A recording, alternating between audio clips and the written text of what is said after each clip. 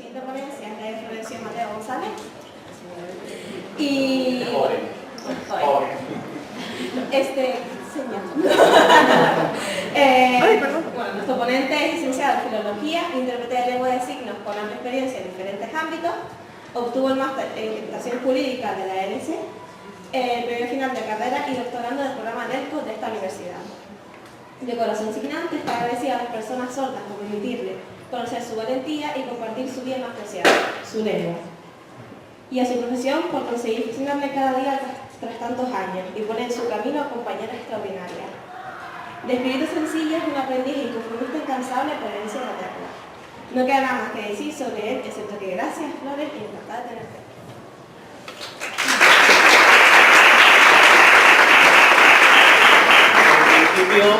Yo creo que tengo voz suficiente para que me escuchen. Me siento más cómodo sin micrófono. Si no me escuchan, pues levantan la mano y tomo el micrófono. Bueno, esto ha empezado muy fuerte, hablando de erotismo y pornografía. Espero, no puedo seguir esa línea, pero al menos algo de lo que les cuente que resulte atractivo para ustedes y no erótico.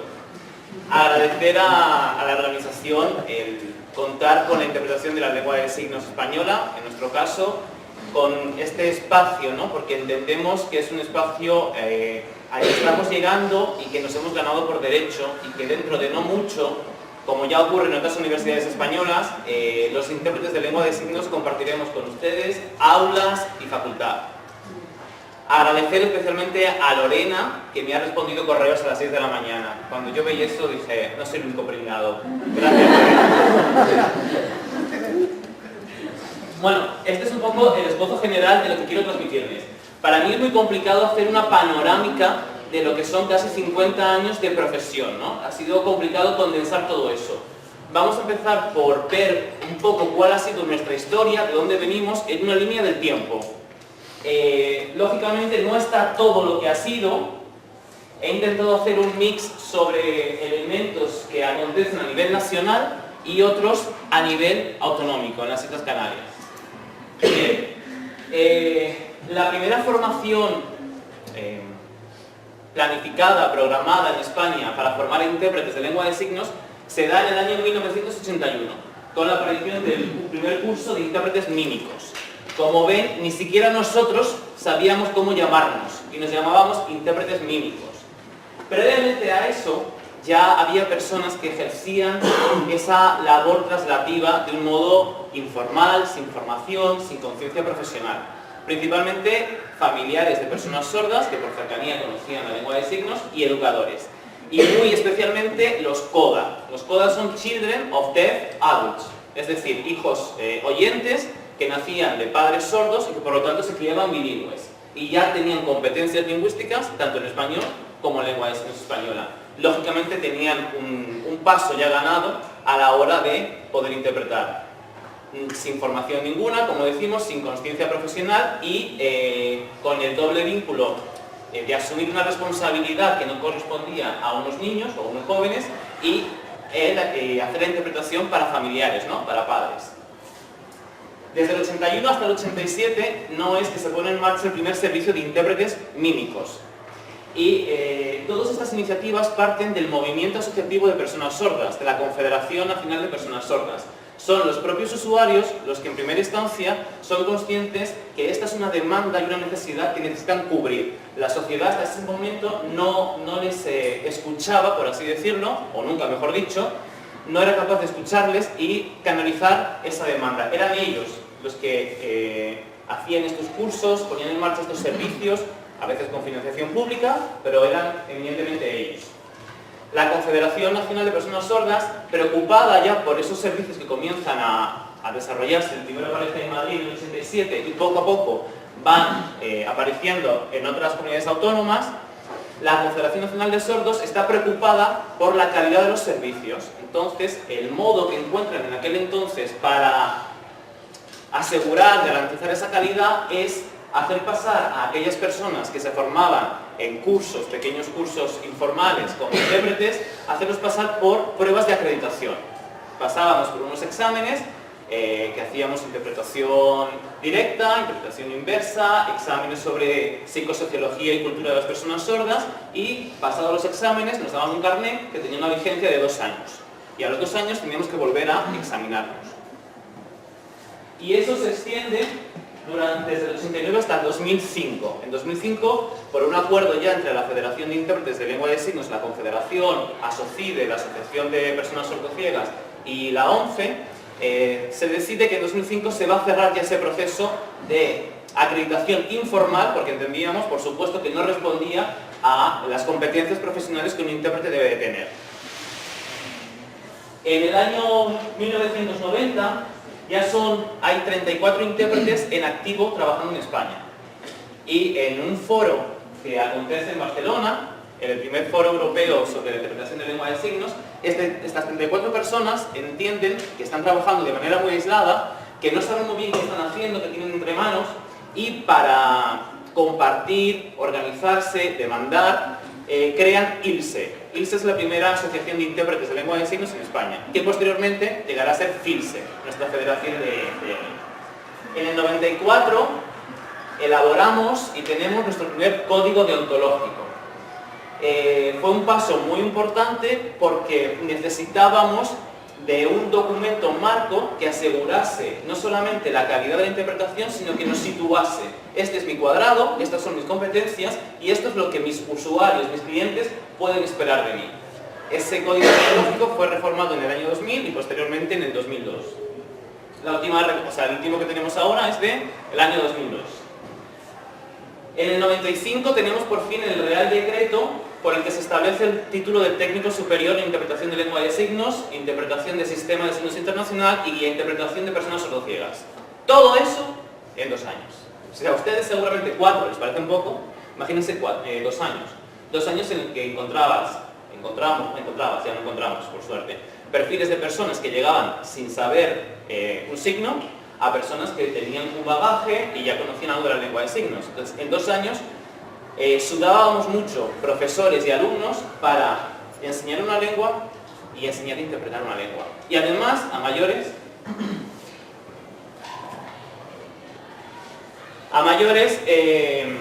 añadíamos Sistema de Signos Internacional y Guía de Interpretación de Personas Sordociegas. Este título se implementa finalmente en el año 1998, 3 años después de su elaboración. Y se extiende la formación hasta el año 2016, cuando acaba la última promoción de toda España aquí, en Canarias, en Tenerife y en Gran Canaria. En el año 2000, ya durante este periodo, diferentes asociaciones a nivel autonómico van surgiendo en el territorio español.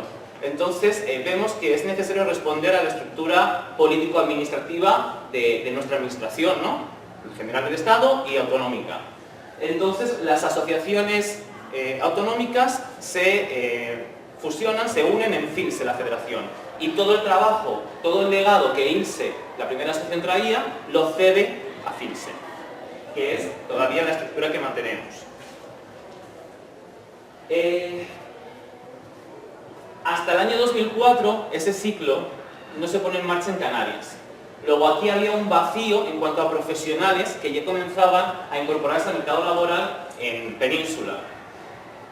¿Qué pasó en aquel entonces? La Universidad de La Laguna fue la primera y más atrevida en sacar adelante un máster, un experto en interpretación de lengua de signos. De modo que en un año había unas pruebas de acceso, no podía acceder cualquier persona, sino que entendían que un año no iba a ser suficiente para formar intérpretes, entonces pidieron a personas que ya tenían conocimientos de lengua de signos. Titularon los primeros intérpretes de lengua de signos por este experto de la Laguna. Y a ese grupo de recién egresados se unieron personas que habían pasado por el proceso de acreditación y que estaban trabajando como intérpretes y formaron a CAILSE, la Asociación Canaria de Intérpretes de Lengua de Signos, de donde yo vengo. En el año 2003, o sea, en el 98 comienzan los primeros ciclos formativos para formar intérpretes. Y en el año 2003 han salido 3 promociones. Comienzan en el 98, son 2 años, la primera sale en el 2000. En el año 2003, la Confederación Nacional de Sordos, junto con FILSE, la Federación de Intérpretes, elabora un cuestionario y el 83% de los recién egresados de 3 promociones en todos los centros que impartían la formación en España, manifiestan, el 83%, que la formación recibida no es suficiente, no ha sido suficiente para asumir las competencias profesionales que la labor, que su trabajo exige. Paralelamente, el INCUAD, no sé si lo conocen, es el Instituto Nacional de Cualificaciones Profesionales, está renovando ese catálogo de cualificaciones profesionales y ante la nueva profesión, nueva, llevamos unos añitos, pero incipiente, ¿no? Llama a FINSE como entidad asesora para ver qué es eso de la interpretación de lengua de signos y qué competencias y responsabilidades profesionales asume. Y cuando estudia el caso, se da cuenta que asumimos competencias profesionales de nivel 4, pero tenemos una formación de nivel 3. Luego hay una incongruencia entre lo que se nos exige laboralmente y la formación que nos capacita para ello. Entonces, han salido 3 promociones y ya el INCUAD, es un instituto, es una organización, una administración pública, ¿no? El INCUAD ya eleva informe alertando de esa contradicción y de la necesidad de que los intérpretes de lengua de signos pasemos por formación universitaria. En el año 2004, durante todo este momento, ya diferentes universidades a nivel nacional tímidamente comienzan a hacer algunas acciones en torno a la lengua de signos y la interpretación. En el año 2004 llegan a esta universidad los primeros alumnos con discapacidad auditiva, sordos, usuarios de la lengua de signos. Y la Universidad de Las Palmas implementa el servicio de interpretación de lengua de signos para estos alumnos. Ese servicio se ha mantenido hasta el momento. O sea, de algún modo hace ya tiempo que venimos tímidamente metiendo un pie en el ámbito académico universitario. Y como les decía, desde el 2004 hasta 2016 es la formación de técnico superior en la laboral en La Laguna y en el Felo Monzón aquí en Las Palmas. En el año 2007, hasta ahora somos intérpretes de lengua de signos, pero somos intérpretes de una lengua que aparece en muchas leyes de accesibilidad vinculadas a discapacidad, pero somos intérpretes de una lengua que no está reconocida, ¿vale?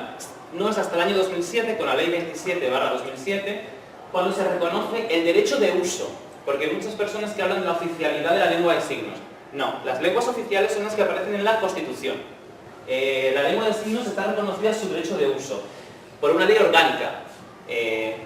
Es decir, que una persona signante tiene derecho a relacionarse con la administración y a vivir como ciudadano con su lengua natural, materna o nativa, la lengua de signos española. Uy, se me ha ido, perdón.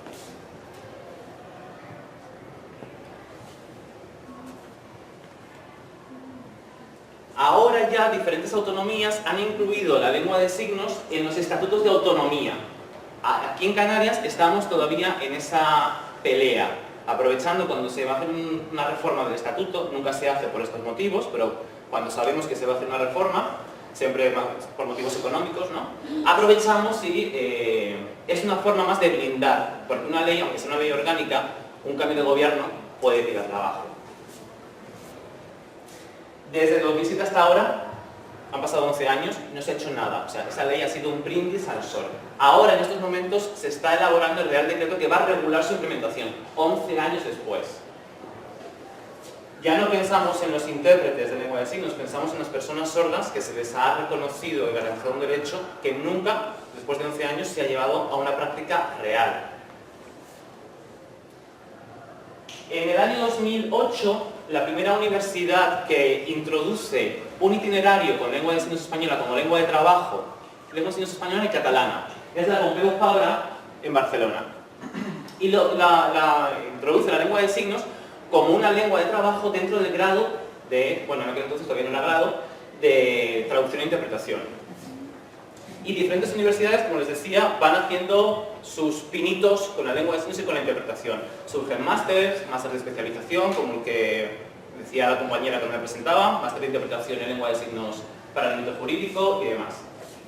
Y así llegamos al año 2016, cuando ya se ha derogado el título de técnico superior en interpretación de lengua de signos, y para ocupar ese espacio aparece una nueva figura profesional, que es la de mediador comunicativo, y nosotros, por fin, llegamos a la universidad. ¿Qué ocurre? Que la universidad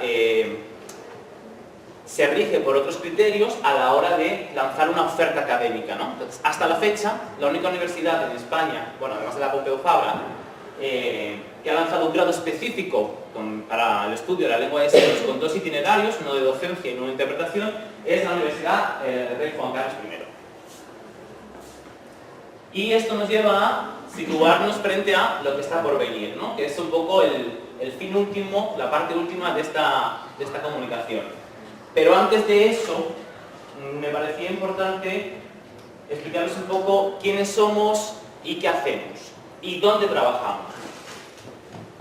Somos intérpretes, creo que estamos en un contexto que decir eso ya es más que suficiente, pero la Ley 27 de 2007 nos define como profesionales y para nosotros ese reconocimiento es muy importante porque para ser un profesional se supone que hay una formación con unos conocimientos teórico-prácticos, unas competencias específicas y que además somos remunerados por ello.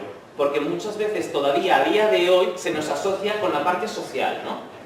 Somos una ayuda, no somos una ayuda. Si somos una ayuda, lo soy para la persona sorda asignante y lo soy para la persona oyente que no tiene competencias en lengua de signos.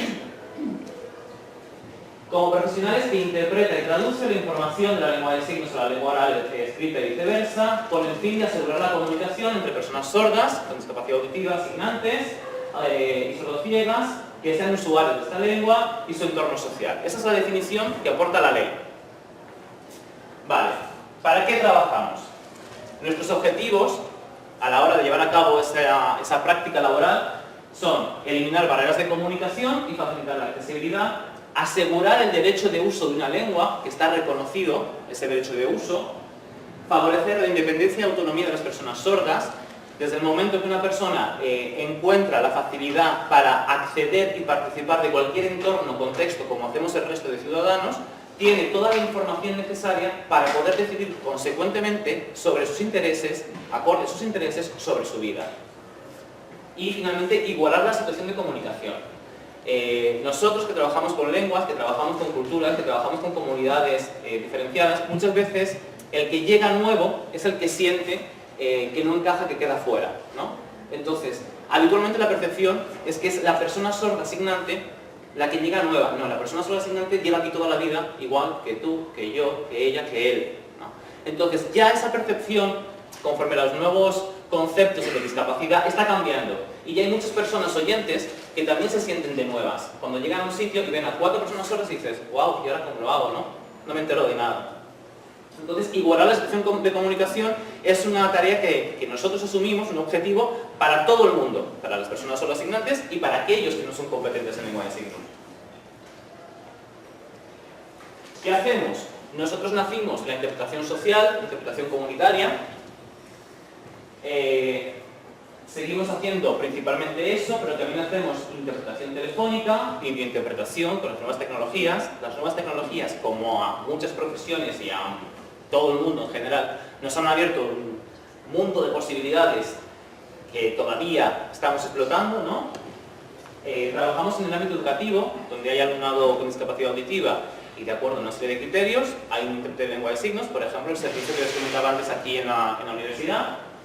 Hacemos interpretación de conferencias, hacemos interpretación a la vista, hacemos producción audiovisual, por ejemplo, en televisión, signoguías, igual que hay audioguías, ¿no? Cuando vamos a un centro de interés turístico, cultural, museo, y hoy en día la tecnología, el tener esos bichos que nos acompañan siempre, ¿no? Que vamos así por la calle, posibilita que el centro no tiene que tener una herramienta, un dispositivo que yo llego y tomo prestado, sino que ya directamente con mi teléfono móvil descargo una aplicación o no la descargo, me vinculo, y tengo esa información para de manera autónoma hacer esa visita, ¿no? Pues también existen las tecnologías, adaptación de páginas web, interpretación artística y cultural. Y ahí ven a Rosalén con la compañera Beatriz dándolo todo, que es una crack. Seguro, ha venido mucho por aquí, seguro que en algún momento ustedes han podido disfrutar de ambas. ¿Cómo lo hacemos? Principalmente, vinculado a la interpretación social, hacemos interpretación bilateral o de enlace. En muchos otros ámbitos, simultánea. Y hacemos traducción audiovisual también. Y gracias a esa formación, como les decía, que nos asegura competencias lingüísticas, comunicativas, culturales y sociales, traslativas y éticas, que son o han sido las grandes olvidadas de la formación de intérpretes y creo que en cierto punto también de la formación de intérpretes de lenguas orales, ¿no? caballero, aquí tiene usted su código deontológico, venga, a trabajar. Y te encuentras con 1000 dilemas, sobre todo cuando tu campo de trabajo principal es la interpretación social, que coges el código ético, a ver dónde está la respuesta. Entonces, la formación y entrenamiento ético también es muy importante, porque un intérprete toma muchas decisiones constantemente. Y como yo les decía a mis alumnas, habitualmente la buena y la correcta no están entre las opciones disponibles, tienes entre la mala y la peor.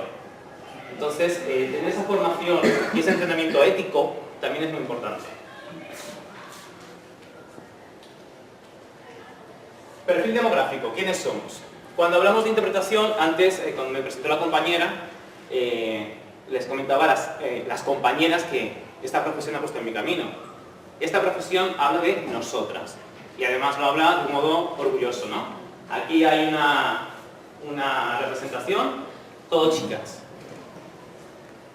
Mayoría mujeres y profesionales muy jóvenes, entre 25 y 35 años.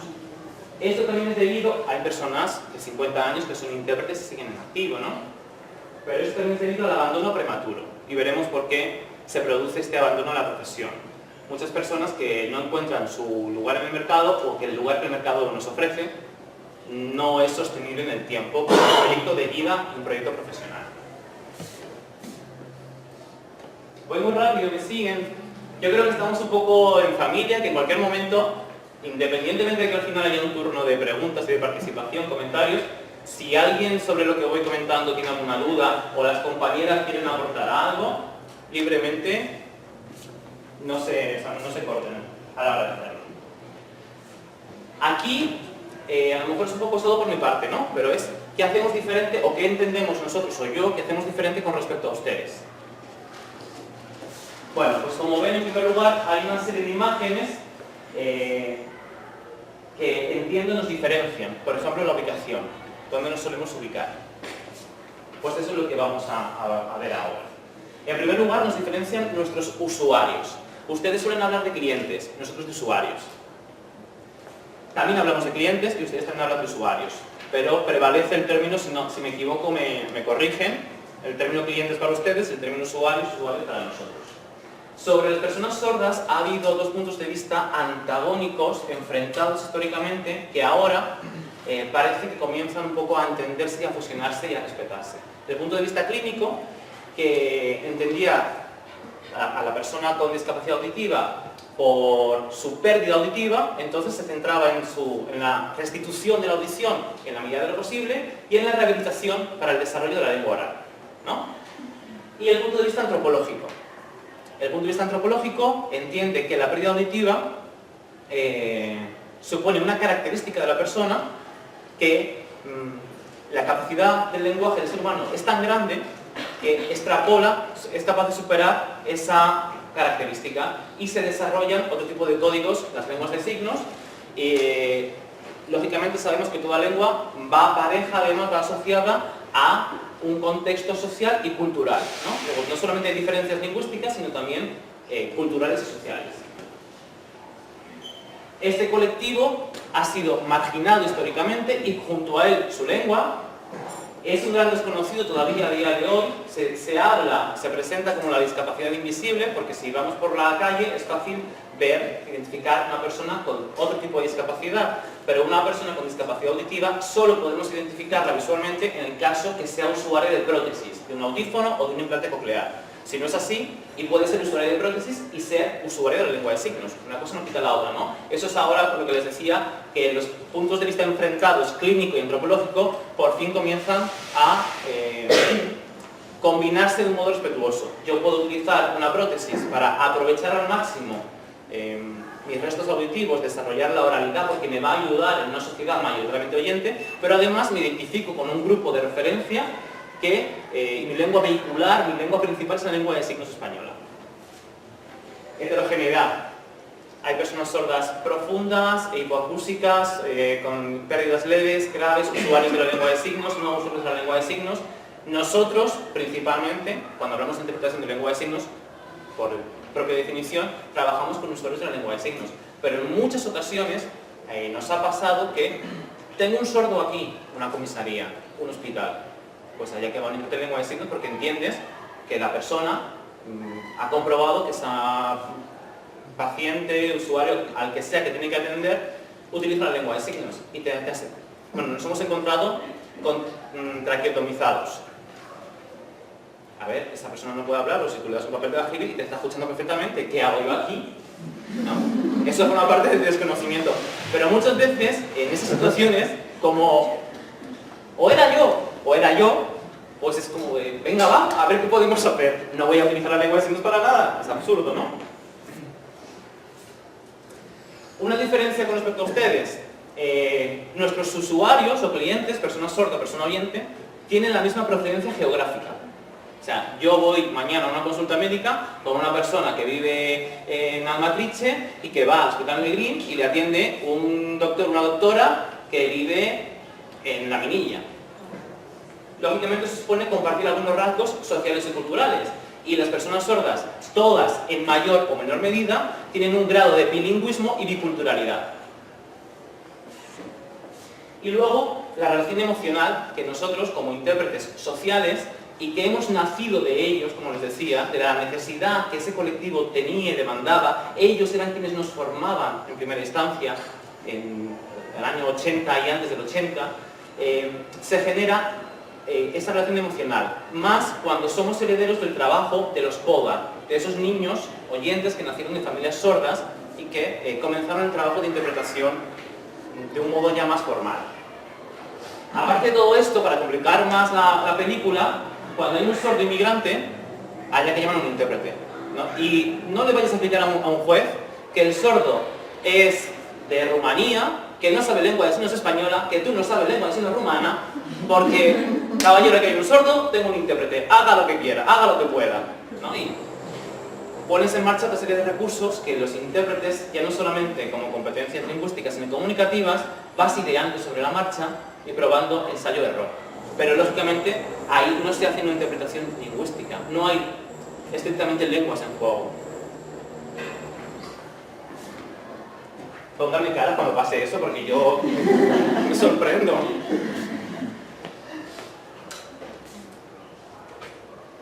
Vale, y además las personas ciegas, como les decía antes. En estos colectivos no voy a entrar porque entiendo que se escapa del tiempo que tengo y de lo que Radical me había pedido.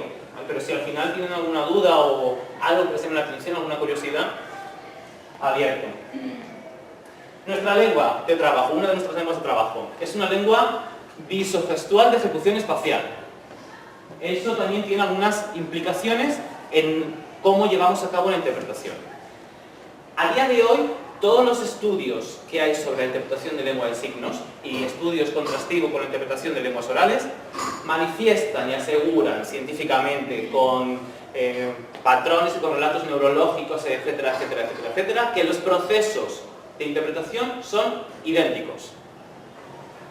Pero que el hecho de que una de las lenguas de trabajo sea una lengua visogestual de ejecución espacial sí que conlleva algunas diferencias. Primera diferencia. Vivimos en un estado en el que hay casi 50 hablantes de español y 150.000 usuarios que tienen como lengua nativa la lengua de signos española. Luego hay una situación de no equidad entre ambos códigos y en ambas comunidades. ¿Qué ha pasado? Que las personas sordas y su lengua han sido marginadas y relegadas al ostracismo. Luego ha sido muy recientemente, en los últimos 30-40 años, cuando hemos comenzado a invadir muchos ámbitos que hasta el momento no estaban vedados. ¿Qué ocurre con una lengua? Una lengua genera las respuestas que sus hablantes necesitan. Si no había personas sordas informáticas, no había terminología informática en la lengua de signos española. Como nosotros no distinguimos los 27 tipos de nieve que hacen los esquimales o los 27 tipos de verde que hacen las tribus del Amazonas. Porque no lo necesitamos. Y como no lo necesitamos, la lengua no nos ofrece esa posibilidad. Entonces, de repente, te encuentras, como pasó en el año 2004 con el servicio de interpretación en esta universidad, que apareces en una facultad de informática con un alumno signante y empieza una eminencia de profesor a dar las clases sobre informática. Y tú no tienes vocabulario para llevar a cabo ese trabajo. Luego, aparece una tarea, que es la de creador léxico. Y sabemos, o sea, esta responsabilidad hay que tomarla como es. Yo tengo una necesidad en un momento dado, para llevar a cabo mi trabajo. Llego a un acuerdo con esa persona, con ese usuario o usuaria. ¿Vale? Y posteriormente la lengua y la comunidad de hablantes será la que determinará qué neologismo y en qué forma se queda en la lengua. ¿Vale?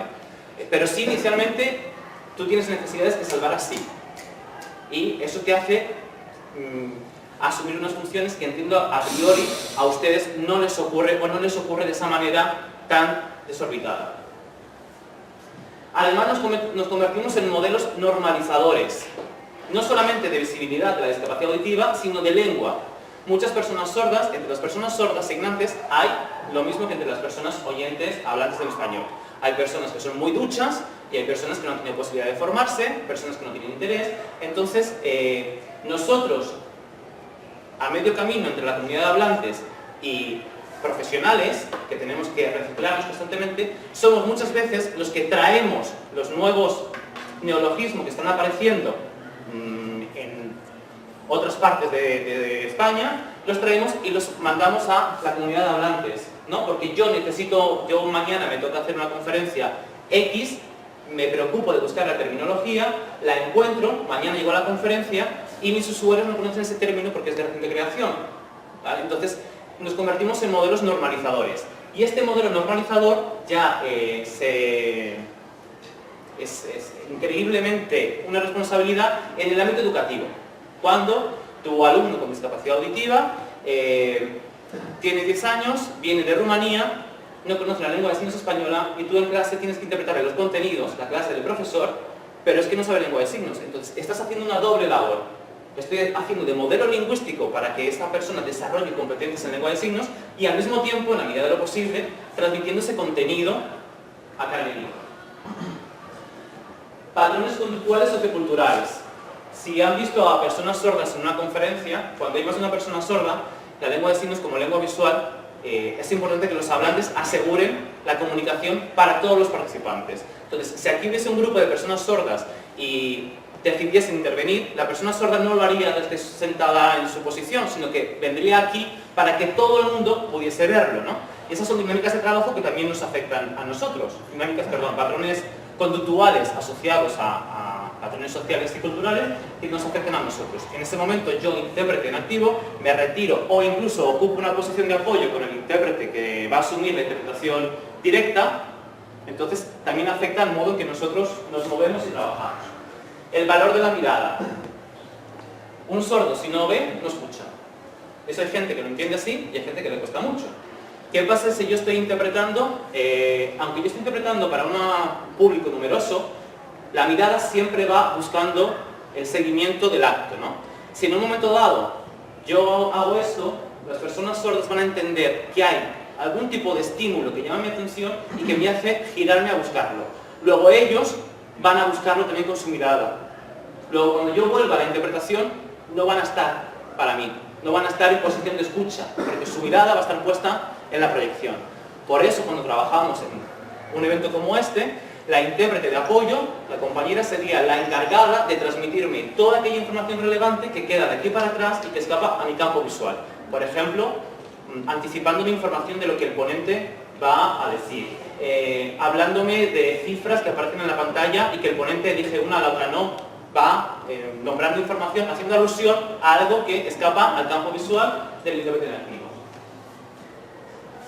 Luego también, muchas veces, no sé si se lo nombro más tarde, bueno, da igual, cuando va a comenzar, nosotros somos responsables de avisar a la persona sorda que la comunicación va a iniciarse, a veces tan sencillo como esto, o en el momento que comienzas a mover las manos, la persona sorda, que tiene un campo visual mucho más desarrollado que el nuestro, enseguida levanta la mirada para prestar atención.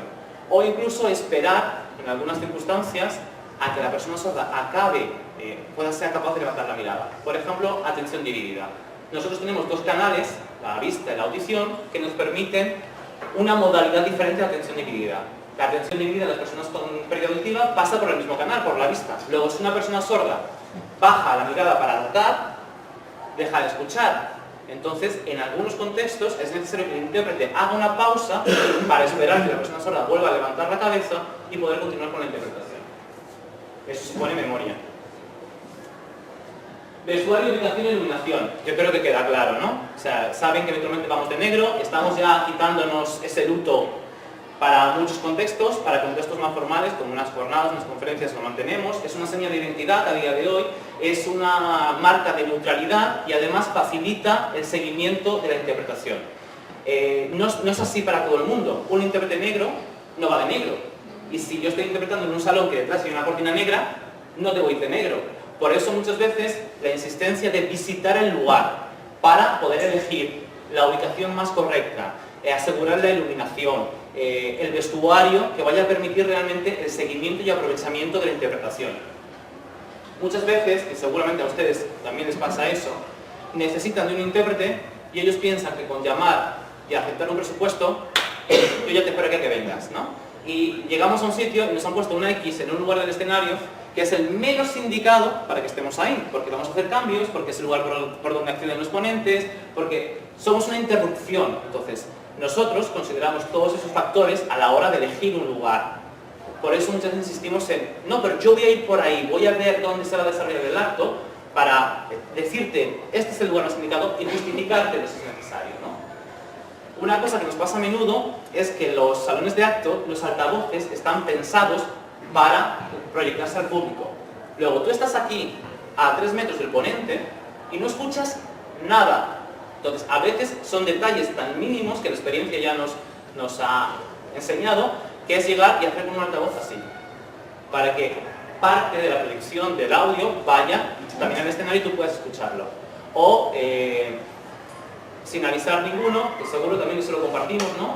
La reticencia a anticiparnos el material para poder preparar un servicio cualitativo y de repente por sorpresa hay un vídeo de 30 minutos o de 5 minutos, anecdótico o sustancial para la comunicación, y te apagan la luz.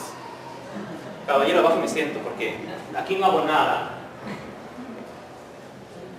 Uso de 2 canales y 2 sentidos. Nosotros, cuando yo estoy haciendo interpretación inversa, yo no me interrumpo a mí mismo. Ustedes sí, ¿no? Ustedes tienen que aprender a trabajar con la recepción por el canal auditivo, continuar, mantener ese canal abierto de recepción, procesar, emitir, evaluar, ¿vale? Y la emisión y la percepción coinciden en canal. Nosotros no, tenemos esa ventaja. Son canales diferenciados, tanto si hago inversa como si hago directa, ¿no? Yo entiendo que para mí eso es una ayuda, porque cuando yo a ustedes les escucho, digo, madre mía, ¿cómo se evalúan? A mí no me daría tiempo, ¿no? Porque siempre toda la interpretación requiere de una evaluación in situ y la posibilidad de reformularte si te has equivocado o consideras que tienes una opción mejor.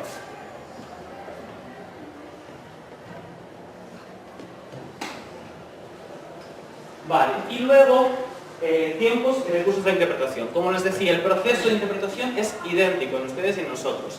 Sí que es verdad que por la lengua de signos, estamos hablando de las características de una lengua visogestual de ejecución espacial, tenemos algunos recursos que ponemos en marcha que tienen que ver más con la paralingüística y con algunos rasgos de la iconicidad que las lenguas de signos explotan que ustedes no tienen a priori, ¿vale?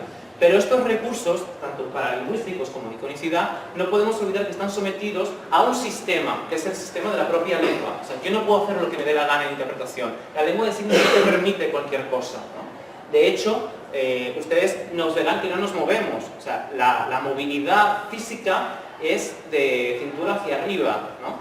En algún momento puede haber un paso hacia atrás, un paso hacia adelante, pero son ya momentos muy específicos y por otro tipo de razones. Pero sí podemos hacer uso de esos recursos paralingüísticos y de iconicidad que nos van a ayudar a hacer una interpretación sobre todo de corte más comunicativo. ¿Se está entendiendo lo que digo? ¿Sí? Me ayudas mucho porque me das mucho feedback ahí. Gracias. Vale, otro tipo de cuestiones. Lo he separado porque creo que a ustedes también les pasa a menudo o con cierta frecuencia. A lo mejor no tanto como a nosotros, pero la necesidad de explicar el rol, quién soy y qué he venido a hacer, ¿no? Para que no se confunda y no esperen de mí como profesional algo que yo no estoy en disposición de dar. Porque no puedo y porque no quiero y porque no sé, porque esté de mis competencias. Creo que a nosotros nos ocurre más, por eso que les decía que se nos asocia a la parte social, ¿no? De, ¡ay, qué bueno mi niño! A mí, bueno, interpretando una celebración religiosa, me han llegado a decir, ¡ay, mi niño, qué buena persona, transmitiendo la palabra de Dios! Y yo transmito la de Dios, la de Alá, la que le pague, yo la transmito. buena persona. Estoy aquí porque cobro. Un domingo a las 11 de la mañana estoy aquí porque cobro. La exposición pública.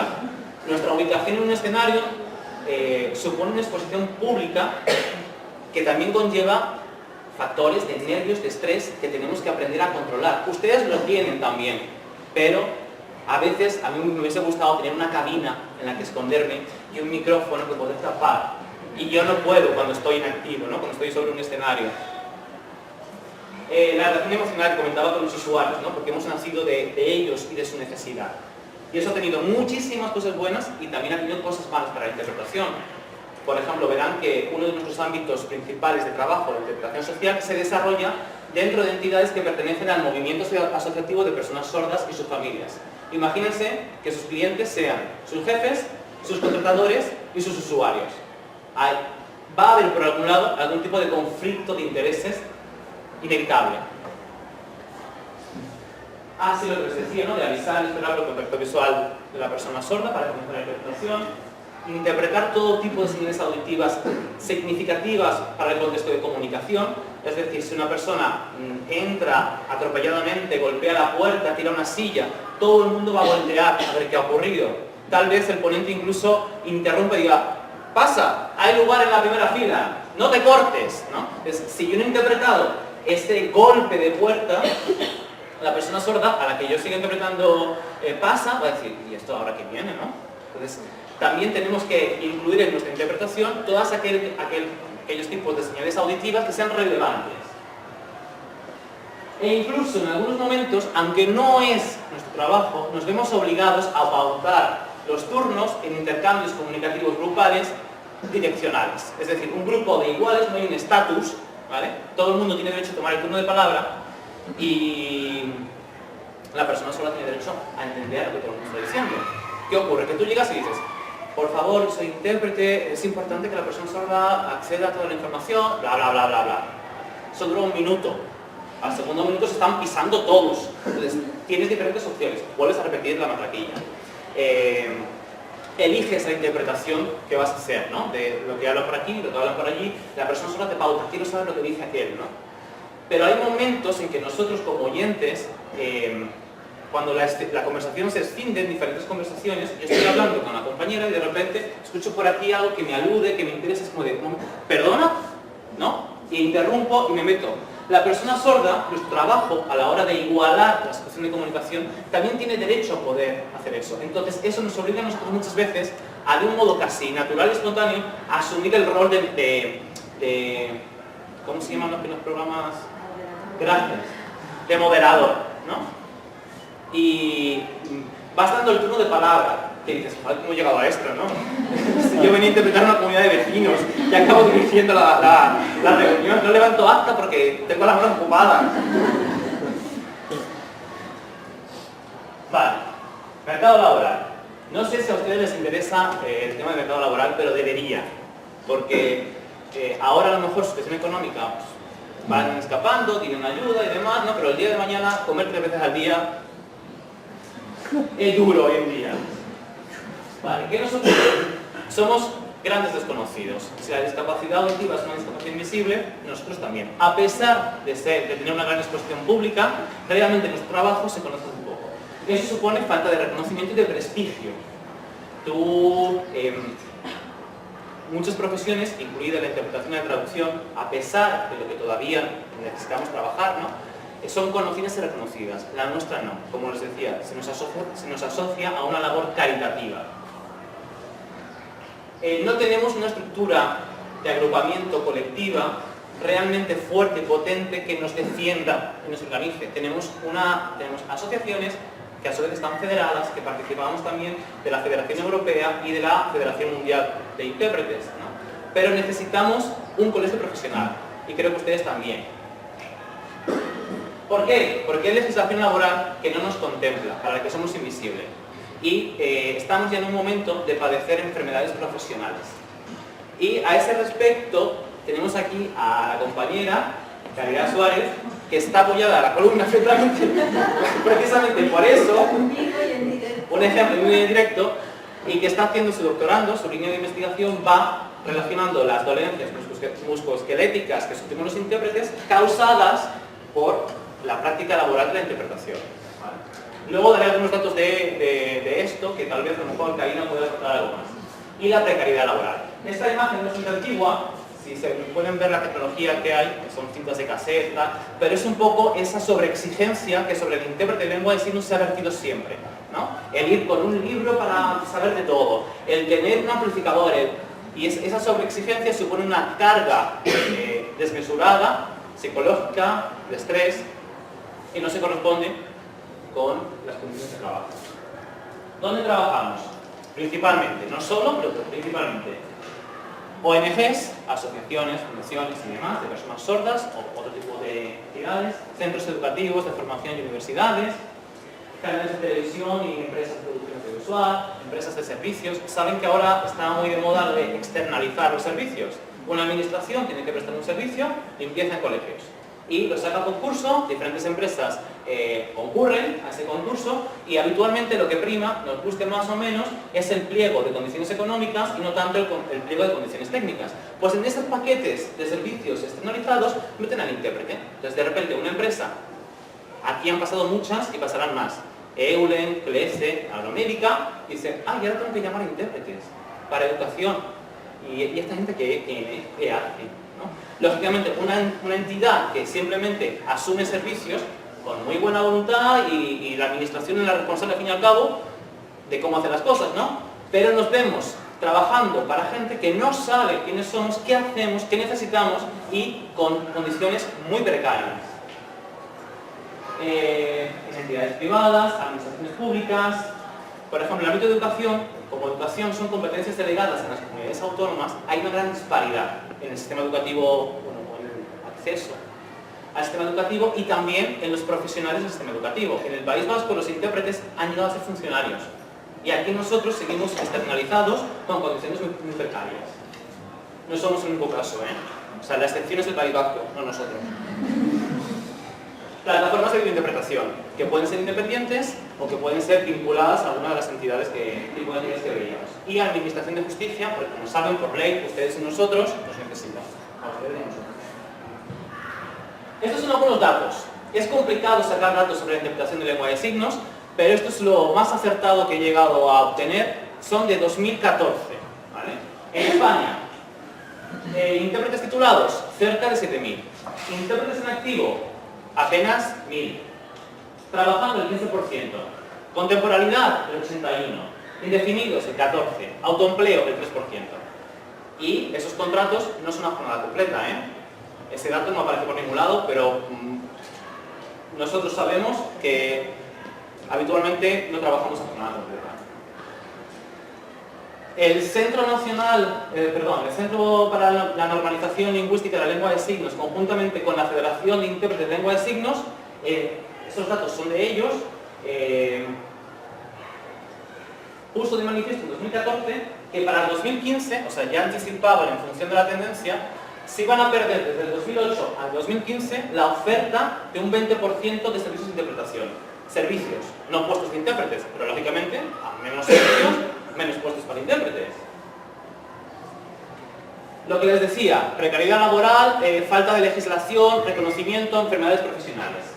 Es uno de los pocos estudios, falta mucho por hacer en esa línea y por eso necesitamos que Caridad se ponga a ello, porque muchas veces presentar un estudio científico con rigurosidad es el primer paso para luego poder exigir, ¿no?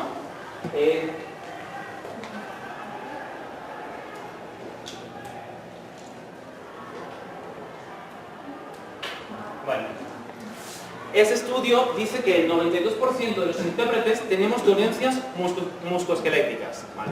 Solamente se puede demostrar que el 25% están relacionadas con evidencias por la práctica de la interpretación. El 25%. O sea, de cada 4 intérpretes, uno le duele el cuerpo por la interpretación.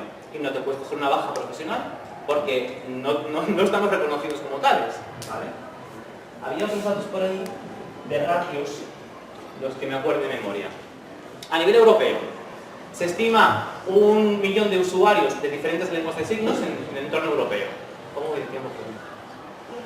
¿Bien? ¿Voy muy rápido? hay 30 lenguas de signos en Europa y 23 lenguas orales. 1 millón de usuarios de lenguas de signos. En torno, si no recuerdo mal, a 6.500 intérpretes titulados. Esta cifra también es muy ambigua, porque mientras en países como Eslovenia o otro tipo de contextos están como estábamos nosotros en los años 80, ellos tienen a una persona que dicen que es intérprete titulado y que ha hecho un curso de 2 meses. Claro, desde aquí o desde otros países decimos, no, perdona, eso no es ser titulado, ¿no? Entonces hay un baile de cifras ahí importante y variaciones importantes. Pero estos datos están sacados de la Unión Europea de Personas Sordas. 6.500 intérpretes en toda Europa, titulados, ¿vale?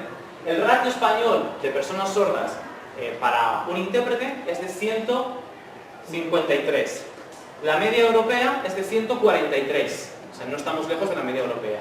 El mejor escenario es Alemania, que por cada 60 personas usuarias de la lengua de signos, personas sordas, cuentan con un intérprete. El peor ratio es Rumanía, que son 700 y pico personas sordas para un solo intérprete. El ratio ideal que defienden las entidades de personas sordas es un intérprete para cada 10 personas usuarias de la lengua de signos. O sea, estamos todavía aquí lejos de cumplir eso, y más con la merma que la crisis y las tijeras han supuesto para nuestra profesión vinculada al ámbito social. No sé si les interesa, pero a mí sí que no me interesó en su momento, porque yo quería trabajar, pero ahora sí me interesa. Esta es una tabla salarial del convenio más habitual al que se acogen los contratos de intérpretes. Intérprete de lengua de signos raso, sueldo base 1.145,83. 1.000 euristas. Jornada completa. No estamos trabajando jornada completa. Luego ya les digo que lo de comer 3 veces al día acaba siendo casi un lujo.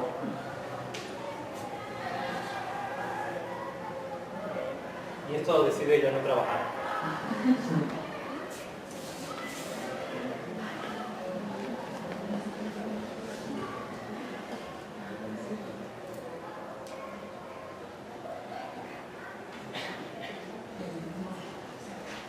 Bueno, hasta aquí un poco quiénes somos, de dónde venimos, qué hacemos, dónde lo hacemos, cómo lo hacemos, y ahora estos ya son conjeturas basadas en el camino que venimos recorriendo, pero ya es algo más personal y subjetivo. Muchas veces salir de la zona de confort supone miedos, pero los cambios son normales y al contrario, son síntomas de salud, de evolución, de adaptación. Tenemos que estar abiertos y dispuestos a esos cambios. Y antes que el cambio me arrolle, estar preparado para acompañar el propio cambio y crecer con él. La mejor manera de predecir el futuro es crearlo. ¿Qué va a pasar con nuestro futuro? A ver si puedo ver la presentación. En cuanto a nuestros usuarios, noticias agoreras que venimos escuchando desde hace años. La tecnología, la biotecnología, la genética, la inteligencia genética va a curar la sordera. No la va a curar. Eso no es cierto. No, al menos a medio, corto plazo.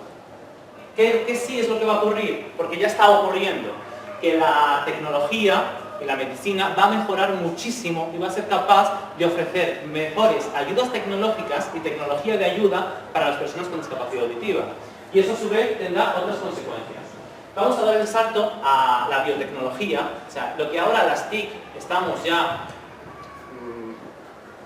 muy cerca de ver su desarrollo más exponencial, más grande, y todavía nos sorprenderán. Vamos a dar un salto más allá, que va a ser la biotecnología, y eso va a suponer cambios, pero no va a desaparecer las personas con sordera, ni va a desaparecer las lenguas de signos. ¿Qué consecuencias tendrá esto?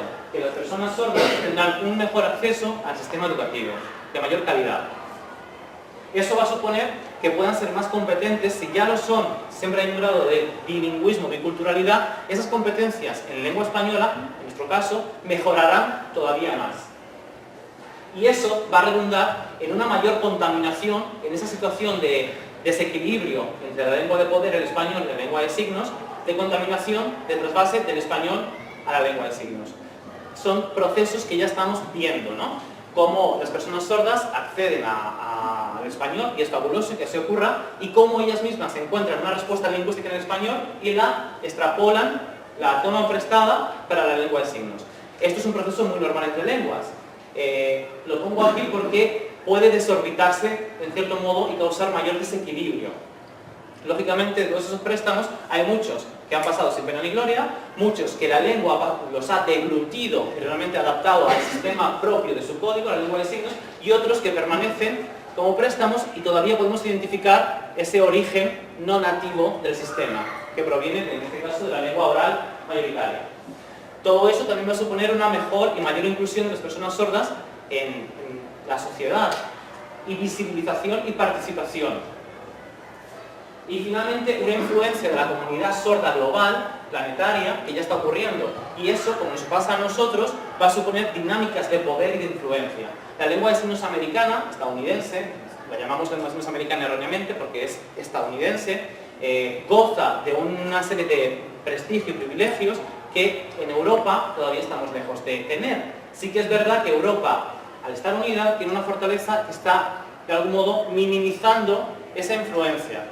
Pero eso es inevitable, como nos ocurre a nosotros. No solamente cuestiones lingüísticas, sino políticas, sociológicas, económicas y demás. ¿Qué va a pasar con la forma o el dónde, cómo desarrollamos la interpretación de lengua de signos? Esa interpretación social que nos dio origen, la que nacimos, va a perder mucha presencialidad. Y vamos a atender a interpretación telemática a través de sistemas que no van a exigir la presencialidad. Servicios de interpretación. Va a suponer trabajar en equipos y redes de intérpretes virtuales, ¿no? Incluso no solamente para servicios de interpretación social, sino servicios de conferencias, que son cosas que ustedes ya están haciendo y nosotros todavía no hemos llegado a hacer, pero estamos muy cerca de ello. Va a suponer que tengamos aprendizaje sobre entornos de comunicación digital y que colaboremos con la gente que desarrolla esos entornos. Y el intérprete virtual. Eso tampoco está ni para hoy, ni para mañana, ni para dentro de 50 años. Lo que sí que va a haber, igual que nosotros ya tenemos, va a ser muestras signadas capaces de interactuar con una interfaz de usuario. Es decir, igual que yo llamo a Vodafone y me paso 10 minutos con el contestador y va dirigiendo, ¿vale?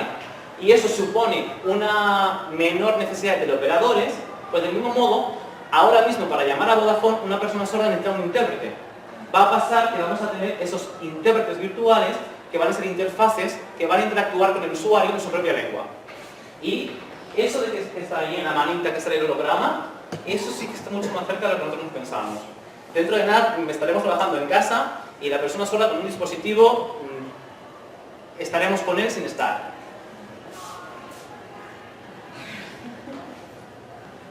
Nichos de trabajo que ya comienzan a aparecer, mayor especialización por ámbitos. Hasta ahora nuestra especialización solamente ha sido posible cuando el mercado aseguraba la estabilidad del profesional.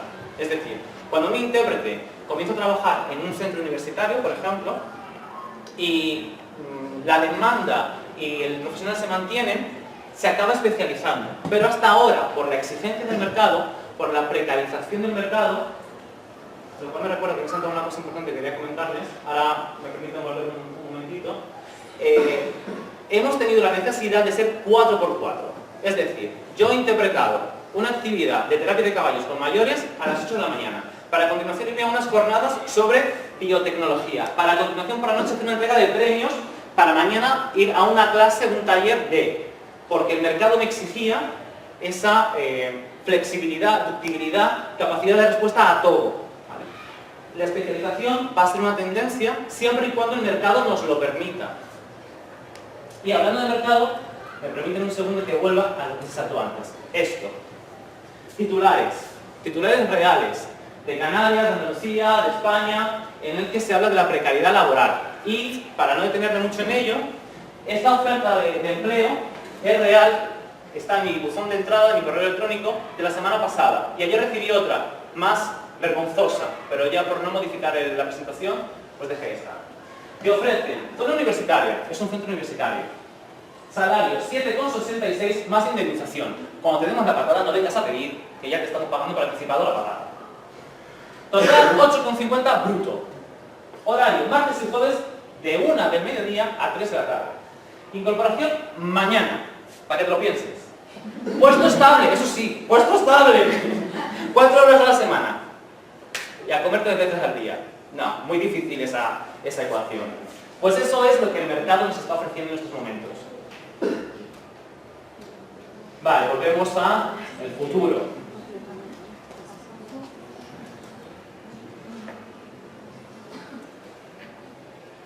Y nichos intérpretes.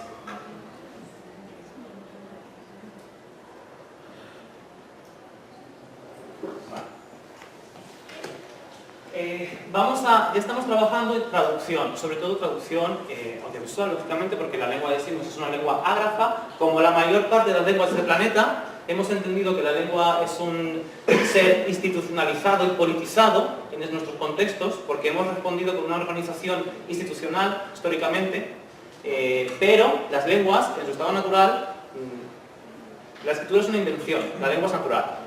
¿Vale? Entonces, la traducción va vinculada a la capacidad de registrar la lengua de signos. Y eso es de antes de ayer, ¿no? El tener la posibilidad de un vídeo y que sea realmente accesible para todo el mundo, que esté disponible, ¿no? Entonces, ya estamos trabajando en eso, en traducción audiovisual, y vamos a continuar por ese camino. Nuevos ámbitos, el político, el académico y cultural. En el académico y en el cultural ya estamos, pero estamos desde un lado nada más. Hacemos interpretación inversa. Vamos a cambiar, vamos a hacer también interpretación directa. Va a haber productos académicos, productos culturales de las personas sordas que van a ser de interés para la sociedad. Aquí pueden ver algo que ocurre en Estados Unidos y que aquí todavía no estamos preparados para hacer, que es intérprete en la sombra. Es una representación teatral y entonces los que van de azul son los intérpretes, asumen y se pegan a un personaje y asumen su voz. Y es la forma de hacer accesible un acto cultural, por ejemplo, para personas sordas. Y ocurre a la inversa también. Aquí en Canarias hemos tenido representaciones teatrales de personas sordas y ha habido ¿cuántos personajes? 4 intérpretes. Para poner voz, lógicamente, no es una interpretación como tal, porque es un acto muy preparado. Hay dinámicas más parecidas a traducción que a interpretación, ¿no? Pero eso va a ir a más. Y mayor demanda de servicios de interpretación del sistema de signos internacional, sistema, no es una lengua, pero que a diferencia del esperanto, en la comunidad de personas sordas sí ha tenido un éxito muy importante, nosotros nos formamos como tales también, y una tercera lengua de trabajo, principalmente pues va a ser el inglés. Y con trabajo, ahí lo vamos. Vamos a tener que trabajar con mucha gente como veníamos haciendo, con nuevos perfiles profesionales, los mediadores comunicativos, con profesionales con los que ya venimos trabajando del ámbito social y educativo, legisladores, para pedirles lo que somos, lo que necesitamos y lo que debe recoger una normativa. Vamos a tener que trabajar con ingenieros de software, para decirles, porque nosotros sabemos lo que el medio tiene que ofrecer para el trabajo y para el usuario, para el cliente. Entonces, cuando alguien se siente a hacer ese diseño, va a necesitar de nosotros para decirle cómo hacerlo. Profesionales sordos que aporten el punto nativo, pero profesionales, gente que se ha formado educativamente, en el ámbito educativo, de la lingüística, de la psicología y demás. Intérpretes sordos, colegas intérpretes sordos, que aquí en España tienen muy poca oportunidad de trabajo y en Europa, en otros ámbitos, sí que la están teniendo y va a ser también un mercado que va a ir a más. Intérpretes de lenguas orales, ustedes, como les decía, no dentro de mucho, ya pasa en otros centros de península, vamos a compartir aulas, espacios, jornadas y demás. Científicos y académicos de otras áreas, por ejemplo, la compañera que está trabajando sobre las enfermedades profesionales de la interpretación de lengua de signos, necesita de expertos de otras áreas que a nosotros nos escapan, ¿no? De la salud en este caso. Y por supuesto, nacimos de la necesidad de las personas sordas y vamos a tener que seguir escuchando, aunque sea una visión, un punto de vista subjetivo, parcial, la del usuario cliente, pero vamos a tener que seguir escuchando como necesidad y como entiendo que debe de ser sus demandas. Consolidación, nos consolidamos social y legislativamente, se van a implementar, la tecnología va a posibilitar implementar y generalizar servicios de interpretación a través de la no presencialidad, de la interpretación. ¿En qué condiciones? Ya veremos, porque si lo que nos ofrecen ahora es esto, a ver qué nos ofrecen, vamos a estar como las granjas de pollos, allí todos con el ordenador interpretando.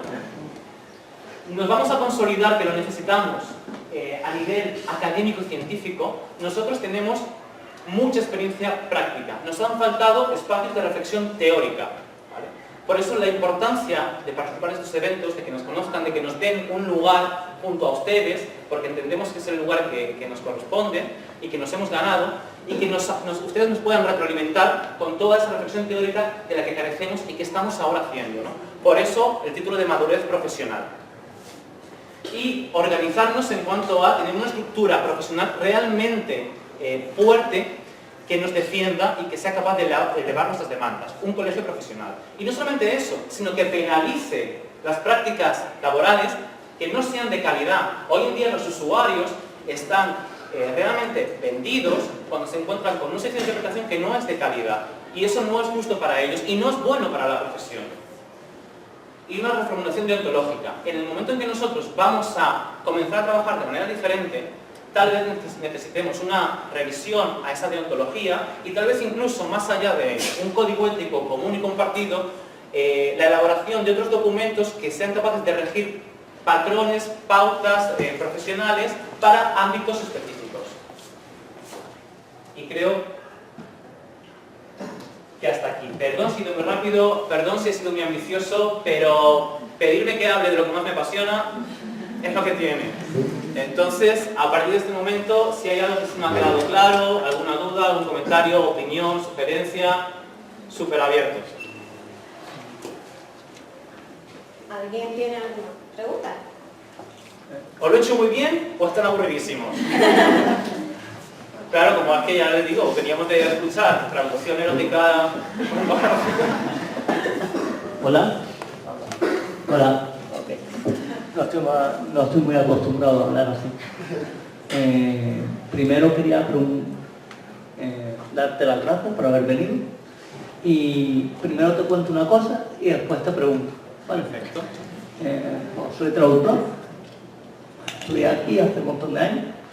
Y he estado viviendo en Estonia. Ahora he vuelto. Mi pareja no tiene que ver con la sordera, pero bueno, estuvo trabajando en un colegio para un adolescente. El chico es tetrapléjico y ella escribía en las clases para él, hacía los exámenes y todo. Cobraba muy mal y si el niño, el adolescente, no venía, ella no cobraba. Ahora te pregunto, aparte, después de lo que he dicho, conforme a la oferta que tú pusiste ahora en la pantalla, el problema no es tanto la precariedad laboral en vuestro campo, no viene de la demanda. Por ejemplo, si lo que pusieron, ¿no?, en esa oferta son 4 horas y realmente la universidad no necesita más, el problema no vendría de la demanda y se tendría que subir los honorarios para que vosotros pudierais vivir bien, porque extrapolándolo a la traducción, por ejemplo, o la interpretación, lo que yo he visto es como si fuera un idioma minoritario. No hay mucha oferta, pero cuando tienes algo, cobras mucho. Entonces, claro, la precariedad también podría venir en ese sentido, de que no se necesita tanto. Claro, si tuvieras 8 horas, 10 horas, 20 horas y hubiera mucha gente que va a la universidad, pues se le pagaría más. Pero ¿para qué pagar algo que no se usa? En ese sentido. Totalmente de acuerdo. La precariedad laboral no es exclusiva de nuestro campo, por desgracia. La estamos viviendo en nuestro entorno, en muchísimas profesiones.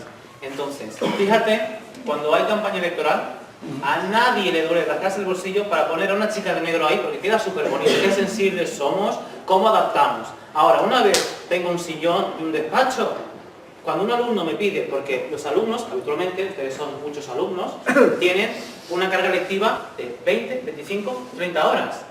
Cuando un alumno en una universidad, es muy raro, hay casos, te queda una asignatura, pero lo normal es que tenga un curso completo. O sea, la demanda, ¿quién la establece? ¿La universidad? ¿El alumno? ¿Entre ambos? ¿Vale? ¿Qué respuesta se le da? Entonces, a ustedes les pasará, a mí nos ha pasado, ¿no? Te llaman, presupuesto, aprobación, allá vamos. Llega el equipo de intérpretes. No viene una persona sola. Podemos hacer como negocio algunas concesiones, ¿no? Mira, la primera hora te la voy a cobrar sí o sí, porque yo he desplazado a 3 personas de tal sitio a tal sitio, porque aquí estoy, pero es que ni siquiera eso.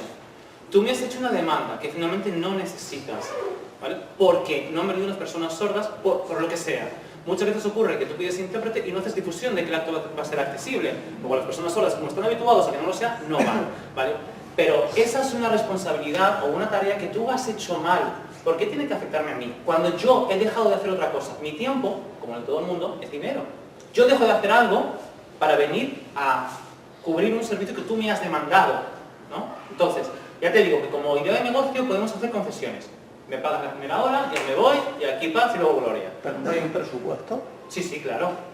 Entonces, Claro. lo tienes que pagar íntegro. Claro, eso es lo que queremos, ¿no? Pero digo, a modo de negocio, por ese 3% de intérpretes que se autoemplean y que tienen que mantener clientes, ¿vale? A modo de negocio podemos llegar a unas concesiones. Pero realmente yo he reservado mi día y yo no tengo nada que hacer más porque vengo aquí, no puedo duplicarme, ¿vale? Entonces, si quieres interpreto, si quieres me siento y si quieres me marcho. Pero a mí me tienes que pagar, ¿no? Si yo cojo un taxi y me voy al obelisco, ¡ay, me he equivocado! Me da igual que te has equivocado, yo te he traído hasta aquí, ¿no? Tienes que pagar la carrera. Entonces, lo que tú comentabas ha pasado y ha pasado muy cerca. Ha pasado, corríjame si me equivoco, en La Laguna. Ah, ¿no viene tu alumno? No cobras. ¿Perdona? O sea, tú me has pasado a mí una demanda. La demanda es un horario. Que tengo que estar en tal hora para esta asignatura, con este profesor en este aula. Tal hora, ¿vale? Y de repente yo llego. Vale. No llega el alumno, la alumna sorda y no cobras la hora. Si un profesor no tiene alumnos, ¿no cobra la hora? Entonces, lógicamente, esto también redunda en la calidad, porque ¿para qué voy a esforzarme en algo que no está viniendo de regreso para mí? Hay gente que somos muy burritos y hay gente que no, y todo es respetable, ¿no? Yo soy muy burrito, yo tengo que darlo todo. Es más, yo a veces lo que he hecho ha sido rechazar un trabajo, porque entendía que era pan para hoy y hambre para mañana, ¿no? Hay veces que no se puede. No sé si he respondido o me he ido por petenera. ¿Y hay tarifas establecidas o cada Sí. uno? Vale. Tenemos unos honorarios que están en la página web de CAIL, se pueden verlos y han sufrido recortes también, porque no nos querían pagar lo que entendemos que merecemos y hemos tenido que bajar, hacer ofertas, pero sí están publicados y son aunados. ¿Y si te contratara una empresa de traducción, extrapolándolo, tú no tendrías tus tarifas y dirías, yo quiero cobrar esto? Sí, y de hecho ha pasado que cuando hemos dado el salto a la traducción audiovisual, nosotros estamos acostumbrados a tarificar por tiempos, ¿no? La interpretación. Tú me dices una hora, si es para una hora, pongamos unas jornadas, 5 horas, ¿vale? Las tarifas son relativamente altas porque en esa tarifa contemplamos la preparación que yo necesito, ¿vale? Y demás, ¿no? Entonces, ¿qué pasa cuando dimos el salto a la traducción audiovisual? Cuando se empezó a generalizar los registros audiovisuales y la accesibilidad en lengua de signos, que no sabíamos tarificar eso. Entonces de repente facturábamos por tiempos.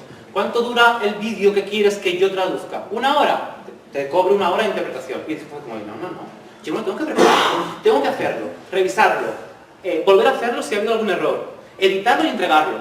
No, me he equivocado. Eso fue la inexperiencia, ¿no? Aprender de la práctica. Hoy en día sabemos, calificamos la traducción audiovisual por minutos y en principio el promedio que entendemos es que 1 minuto editado, o sea, 1 minuto listo para salir, me cuesta a mí 5 minutos de trabajo. O sea, 5 veces más. Ese es el promedio que nosotros hemos hecho. Ustedes saben que muchas veces justificar esto de cara a un presupuesto, a un cliente, es muy complicado. Cuando vamos 3 intérpretes. No, pero es que yo con 1 me basta. Sí, pero si no quieres que acabe perdiendo las manos por el pasillo, necesitas 3. Y eso seguramente a ustedes también les pasa. Lamentablemente, aunque sabemos que es un tema muy interesante, para ir todo en hora, ahora es la cosa para el desayuno, así que si quieren pueden preguntar cualquier pregunta para responder, ¿verdad? E incluso por mío personal, se lo puedo dejar a las compañeras, cualquier cosa.